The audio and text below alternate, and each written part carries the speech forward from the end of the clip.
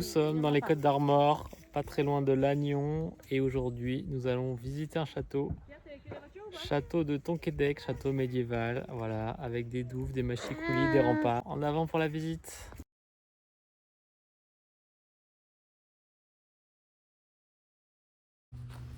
Pour se rendre au château, on descend un petit chemin très ombragé, et puis après il y a un petit lac sur la gauche, et voilà l'entrée du château, qui est un château privé du XIIe siècle, qui a été détruit au XVIIe siècle par Richelieu, à la demande de la ville de Lannion toute proche, qui devait avoir très peur de ce château.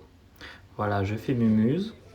C'est un peu un mini parc d'attractions, hein, donc il y a plusieurs ateliers, des animations, on visite à sa guise librement. Il n'y a pas beaucoup d'inscriptions pour expliquer un petit peu le passé du château.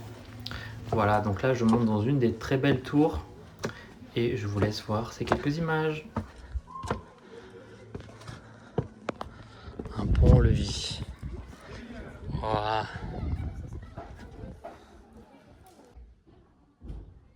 Voilà, j'ai escaladé l'escalier en colimaçon et ça grimpe et ça grimpe et ça grimpe.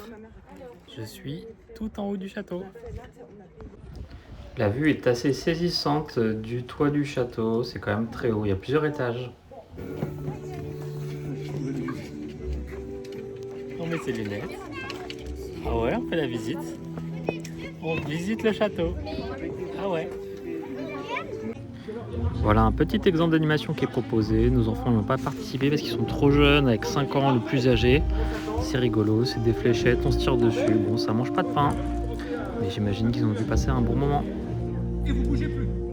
Surtout, vous ne bougez pas. Ne balancez pas les flèches avec le bouclier, sinon vous allez être à découvert.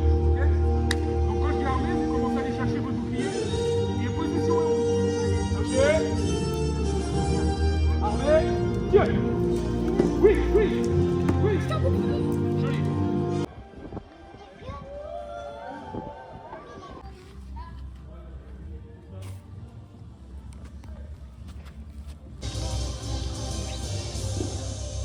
Voilà, je sors du château de Tonquédec, qui porte le même nom que le célèbre acteur de France 2. Hop, hop, hop, on avance. Fort sympathique, ce que je dis à chaque fois, à chaque fin de visite. C'était cool. Bon, c'est assez rapide, c'est pas très grand non plus, hein. Et les escaliers sont quand même assez dangereux.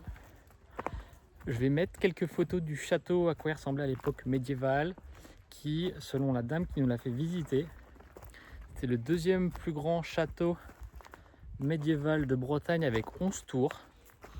Et voilà, il était un peu plus petit que le château de Fougères qui est très connu, qui est très très beau et qui est à voir sur la route de Rennes. Allez, bisous, à bientôt pour de nouvelles aventures.